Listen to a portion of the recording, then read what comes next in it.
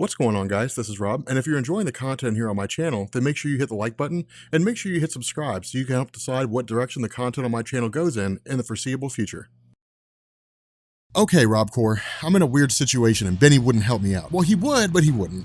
It's one of those funny things. I do not have a distinct branding unto my name outside of, with regards to like stories and stuff. I explain things, explaining stuff. So like the Infinity Gauntlet glove, explained. The Cosmic Cube, explained. Like I have those kind of things explained, but those are limited to like concepts, Now this, being stupid enough to fire the entire staff of SourceFed and thinking their channel would succeed, explained. I have those things, for my channel, but those are ideas, those are concepts. They are not like stories. And so what I need is a branding for stories. So I hit up Benny and I was like, hey man, you have the complete story. I need something that's identifiably my own. And it doesn't seem like I'm bootlegging, complete story. He's like, okay, like I'll help you try to figure this out. And then he never did. He went rock climbing. So I was like, okay, you know what? If that's how you're going to be, then you be that way. I will consult the Rob Corps. I will hit up you guys and we will try to come together with a name. So that's what we're going to try to do. We're going to try to think of a name series, I guess a name branding for whenever it is that I do stories. So it'll be like all new, all different Marvel, the rundown, DC Rebirth, the rundown, whatever it is or something like that, but we'll figure it out,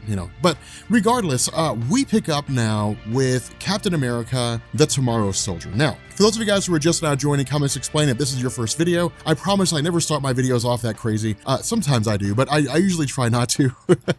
But this is basically Captain America before the events of all new, all different Marvel. Essentially Captain America before he became a Hydra agent. And the reason why I wanted to do this is because of the fact that to me, this is very, very important. This is a very important aspect of his character in the sense that this gives us an idea of what Captain America was about before he became a Hydra agent. And so because of that, we basically covered Dimension Z, and then we covered all the stories after that led us up to here right now. And so with this in mind, this is officially when one, Sharon Carter becomes an old woman, and two, Sam Wilson becomes Captain America. And these are two of the two really, really important things. But again, the whole idea of Arnim Zola running Dimension Z and having his own little world unto himself was really a plot point that had kind of been left hanging for a couple of stories, simply being because of the fact that Rick Remender was coming back to it. We basically got Captain America stuck in Dimension Z in the dimension of Arnim Zola. He basically raised his son, he escaped, and the result was that Arnim Zola kind of sat in the background, and now he's coming back into the fray again. And this really just comes by way of an interdimensional invasion. Now, of course, the other half of this is we have, this massive soldier of sorts that's essentially an assassin trying to track down Steve Rogers on his own. Now, with regards to Captain America himself, with regards to Steve Rogers himself, he's in a very weird quandary because remember, he's not used to being in a position where he's so vulnerable. Captain America is used to being in a position where he's in control, where he knows everything that's going on, and if he doesn't, he's surrounded by those who do. In a lot of ways, he is here. We've got Nick Fury Jr., we've got Maria Hill, we've got people who are basically surrounding him, and he has the kind of resources that he needs. But at the same time, he's basically kind of stuck here in the sense that he's an old man. He lost his super soldier serum in the last video. And so because of that, he is not quite the Captain America Steve Rogers that we're used to, and in a lot of ways is kind of stuck on the back burner. Now, the other half of this is that apparently Sam Wilson and Jet Black, the daughter of Arnim Zola, got together. And this is kind of funny because Sam Wilson wakes up and starts panicking, and he's like, no, this is workplace involvement. This is not a good idea. We're not supposed to be doing this. Now, again, this is kind of cool because in a lot of ways, Sam Wilson showed a lot of traits of Steve Rogers himself. Now, it doesn't mean that Sam Wilson was designed to be a clone, not by any standard of measurement. When Marvel first introduced Sam Wilson, he was his own character. He had his own moral compass, his own belief system, but they followed almost exactly in line with what Captain America stood for. In terms of superheroes and sidekicks running into the modern era, they were really the last bit. It was the last fig leaf, so to speak, in the sense that there were no more superheroes as sidekicks by the time we got around to this era, but we maintained Captain America. We maintained Sam Wilson. These are things that really seem to work well for their character. They were kind of like the 1-2 punch of the Avengers leadership role. And so because of this, we ultimately end up finding out that with Arnim Zola, basically invading the planet Earth, that Tony Stark and a handful of others have also done a litany of investigations and research onto Steve Rogers, and there's no trace of the super soldier serum inside of his body. Now, this is actually really kind of cool, and this makes sense because this is basically Rick Remender saying there's no possibility of Captain America Steve Rogers becoming a super soldier again by way of the super soldier serum. Now, right now, in all new, all different Marvel, for those of you guys who are reading that, yes, he is young. Yes, he is a super soldier. He's got super strength and all that kind of good stuff. That is because of the fact that the Cosmic Cube was used to alter him. He was not re-injected with a super soldier serum, he did not undergo Project Rebirth again. It's just reality warping. And so we kind of have to believe that once this all comes to an end, once the whole idea of a secret empire event basically closes out, that Steve Rogers will likely go back to being old again. Now, I'm sure he'll just be a really old, grumpy man, but still, he'll go back to being old again. Now, the other half of this is that he is not entirely defenseless. I mean, he's got a cane, and sure, you can put on a show of looking like he doesn't necessarily know everything that's going on, but he's still pretty capable of defending himself. The issue here is that we have this lone assassin who shows up from Dimension Z breaking into the building. Now, this is cool because it's almost like Bruce Lee's Game of Death, right? I mean, he just starts going through the tower, fighting different martial artists, fighting different styles of martial arts, ultimately leading him up to Kareem Abdul-Jabbar, who for whatever reason people thought would be a legit martial artist. And the result is that it kind of turns into this weird, awkward fight. But the fact remains here that this assassin rising up and facing off against this core group of the Avengers is really just kind of him going against Thor, going against Iron Man, and going against the Incredible Hulk. But each time he's able to outmaneuver them and outfight them. Now, the beauty of this is that it is a direct reflection of how to overcome these individual guys. And the way this works is just by the idea of why would you stand in the way of Thor's hammer if you can just jump over it? I mean, at the end of the day, sure, only the worthy can pick it up, but still, it's an inanimate object. He might as well be throwing a cup or throwing a rock. All you have to do is just dodge out of the way. If you can dodge a wrench, you can dodge a ball. What? Mjolnir! With the Incredible Hulk, it's the exact same way. He's extremely strong, and he would beat the absolute crap out of this guy if he could get his hands on him. And so what this shows us is that this assassin is wildly capable in terms of what it is that he can do. And as he goes toe-to-toe with each and every one of these guys, ultimately he catches up to Steve Rogers, and Steve Rogers is actually the guy who incapacitates him. And that's a cool thing, because it's basically Rick Remender saying, hey, look guys, yes, Steve Rogers is an old man, yes, he's grizzled, yes, he takes naps, but the idea here is that he's still very much able to defend himself. He's still very much able to engage in combat with different people. And so it's still kind of cool to see that despite the fact that he's old, he's not entirely helpless. But ultimately, we actually end up finding out that this guy is his son, Ian. Ian has survived his entire experience in Dimension Z. Now, the way that Rick Remender does this is really kind of messing with us. I mean, that's one of the things that Remender did in a lot of different ways. He would play on comic book tropes. And one of the things that he does here is he basically says, oh, well, where we thought Ian was dead, he actually fell into a huge vat of this biomaterial that was used to create him in the first place, which basically just healed his wounds and then spit him back out again. And so it's like, okay, whatever, man, I guess it works. The reason why I'm on board with that, the reason why I'm perfectly fine with it is because Remender does not do that consistently. He's not one of those writers who always just kind of invokes these MacGuffins all the time, and it's just like, hey, I wrote myself into a hole, time for a plot device. He doesn't really do that all the time. He's really good at building character, really, really good at telling stories. And so as comic book readers, we usually just kind of give him a pass. We're like, yeah, man, it's cool, don't worry about it, don't do it again, but don't worry about it.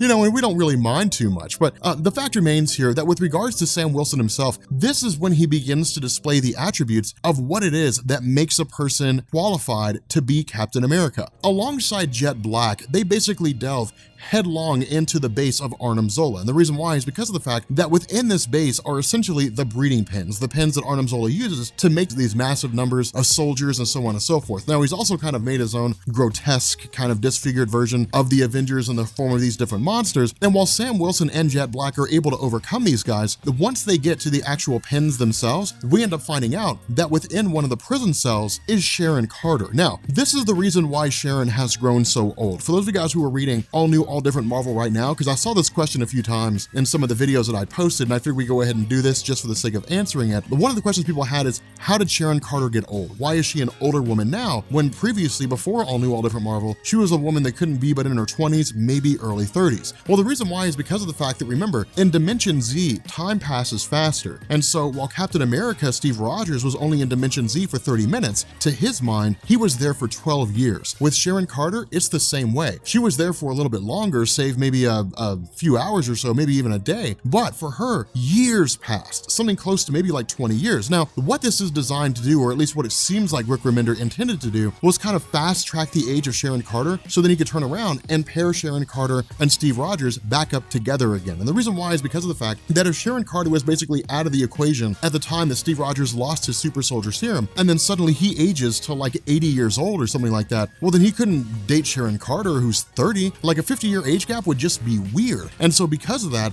by basically throwing her in Dimension Z, keeping there for some measure of time, he can bring her back out, and then suddenly she's 60 or 65 or maybe even 70, something along those lines. You know, she looks like she's kind of in I don't know, maybe her 40s or 50s, but nonetheless, he can basically, you know, age her to the point that it's reasonable that her and Steve Rogers would still have some measure of attraction, and they could still share some measure of a life together. And so with her being brought back here, again, it's very shocking for Sam Wilson, because remember, when it was presumed that she died, Steve Rogers' life just came crashing down. I mean, he was just like, there's no reason for me to be here anymore. You know, I had a son for 12 years, now he's gone. Sharon Carter, the love of my life, she's gone. You know, I don't know what to do being a superhero anymore. The community's fractured. Avengers are fighting Avengers are fighting X-Men, and the incursions are happening. So remember, this takes place during the events of Hickman's Avengers and New Avengers. So the incursions are still happening at the time this story is being written. Earths are still crashing into each other. So it's really kind of cool to see this whole scenario take place. But the fact remains here, you know, with regards to Arnim Zola himself, things end with him, you know, quick, fast, and in a hurry. Rick Remender really does not waste a lot of time with Zola himself. This all really just kind of descends down into a fight between, you know, Arnim Zola and the Avengers, and then eventually, you know, Arnim Zola and Sam Wilson, and that's really about it. Now, at the time that this is happening, what ends up happening here, or at least what we end up finding out, is that Arnim Zola having all these different forces go against the Avengers are a distraction. The real goal of Arnim Zola is to basically have these soldiers fight the Avengers, and then use the machinery of his antenna to telepathically communicate with his soldiers to steadily begin to fall back, not to just run back to the building, but to kind of take a step back and fight, and then a step back and fight. And what that will do is it'll slowly lead in the Avengers. And the reason why is because within this major facility is a bomb that will wipe out the entirety of the city and anybody in its immediate vicinity. Ideally, it'll destroy the Avengers. And so with 30 seconds left, with this bomb being known about, the antenna's ripped off, and it initiates a 30-second failsafe, which leads, of course, to Sam Wilson grabbing the bomb and then racing off into space, after which the bomb explodes. Now, with this conflict more or less over, Arnim Zola manages to sort of sway his daughter Jet Black back to his side by essentially saying, hey, look, you know, in the moment when the superheroes could have used you the most, they kind of cast you aside to a degree. You and Sam Wilson kind of shared a love for one another, but he basically sacrificed his life in order to save the superhero community. You had feelings for Captain America, but as soon as Sharon Carter comes back, he kicks you to the side. It's really just kind of preying on the fact that she's very unsure of herself, that she's in a very confused state because she's not from the main Marvel universe, she's from Dimension Z. And so by kind of preying on these different aspects that were kind of preying on her as a whole, basically saying things like, I genuinely need you, you're my only daughter, someone has to lead my forces, you're the only one capable of doing it, you're the only real warrior that I know. Ultimately, this leads to her kind of swaying back to his side. Now, at the same time, of course, we actually end up finding out that Sam Wilson survived the experience. Now, we don't know how, and we're not really told how. We're just kind of told that he survived the explosion, presumably because of the fact that he just kind of flew into space, pushed the bomb out of the way, and then just sort of crashed back down. And we don't really need a great big huge grandiose explanation. Now, in truth, I would imagine that half of this is because of the traditional style of Rick Remender in terms of how he tells stories, in the sense that he basically leaves a lot of the mortar between the bricks, kind of leaves it to us to figure out, but also because of the fact that Marvel probably pushed the initiative for Sam Wilson to become Captain America. And so when editorials basically telling you Steve Rogers needs to leave, you can only really show so much interest in that before your story kind of reflects a slight irritation. Now, I may be putting words in the mouth of Rick Remender. It may very well be that he was the one that made the call. I haven't been able to find any interviews where he basically said, I'm the one that came up with it, although those may very well exist out there. But the fact remains here that with Jet Black going to meet with the Avengers, despite the fact that she was able to sort of stay away at least a little bit from her father's side,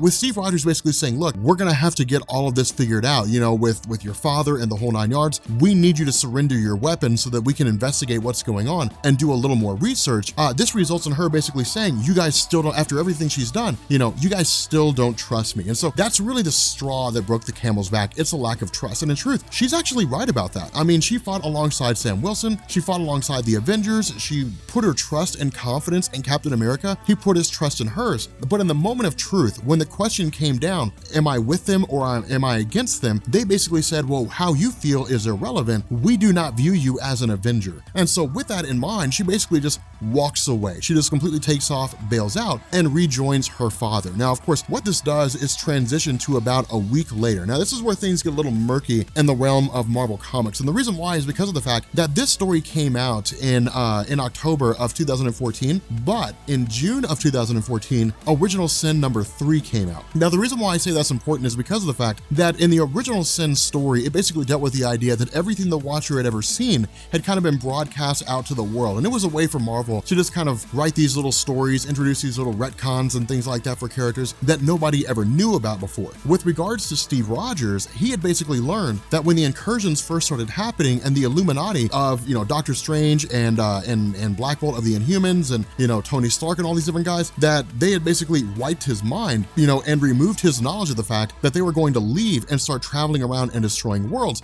He saw that in Original Sin number 3. And so at the time this story takes place, Steve Rogers knows he was betrayed by the Illuminati. At the time this story takes place, chronologically, Steve Rogers should not be allied with Tony Stark. He should not be allied with Doctor Strange. He shouldn't be allied with these guys. He should be hunting them down and tracking them down. And so again, this creates a little bit of a continuity error, nothing wildly significant. There are stories that crop up from time to time that kind of contradict everything that's going on. But in truth, we can really just kind of ignore that. We can really just kind of say, well, I mean, that's how it goes, whatever, and then just sort of read the rest of the story for what it is. But essentially what happens is Captain America calls together everyone who has ever been an Avenger, and essentially says, look, I've led this team for years and years and years and years. But the issue here is that I am now an old man. I've lost the super soldier serum. I cannot fight out on the battlefield. And so because of this, he basically steps back and says, I can no longer be Captain America. Instead, somebody needs to take my place. And that person is going to be Sam Wilson, who officially becomes Captain America for the very first time. Now, the reason why this was so debated among fans is because in their mind, and in a lot of forum posts and a lot of different things, I saw it on Twitter the whole time, the idea was just because Steve Rogers can't fight doesn't mean that he can't be Captain America. Captain America is as much of a leader as he is a soldier. Keep the Captain America costume and just be in the background, dishing out orders, monitoring everything from the background. That's exactly what he does in the early days of Sam Wilson. He just kind of sits in the back and guides Sam Wilson in terms of what it means to become Captain America. That was really one of the solutions that a lot of fans came up with. Just because he can't fight doesn't mean he can't be Captain America. But again, a lot of those were really Steve Rogers purists. They didn't want to see anybody else but Steve Rogers play Captain America, which is fine. I mean, I feel the exact same way when it comes down to a lot of the characters that I know and love. I don't want to see anybody be the Sentry but Rodwell Reynolds. I don't want to see anybody leading the X-Men but Charles Xavier. I don't want to see anybody undertake the role of Magneto except for Magneto himself. I'm kind of like that, when it comes to different characters and teams. And so again, it's just really kind of one of those staples. But what this story does is it basically dead ends and goes directly into all new, all different Marvel. We can literally just ignore Last Days and all that stuff. We can stop here and go into all new, all different Marvel. And so again, it's sort of interesting in terms of how it all comes together. But if you guys are new here to Comics Explained, make sure you guys hit the sub button to become part of the Rob Corps. If you guys enjoy this video, make sure you drop a like. Do not forget, the Secret Empire playlist will be down in the description. That will have everything you need going up to really Captain America Sam Wilson and Captain America Steve Rogers. We will add to that. We will add stuff like the Avengers. We will add Avengers Standoff. We will add a lot of stories that kind of lead up into Secret Empire. Civil War II will be in that playlist. Inhumans versus X-Men will be in that playlist. We'll do a lot of things that will lead up to that story and give us a lot of interesting information. But with that being said, guys, we're going to bring this video to an end, and I will catch you guys later. Peace.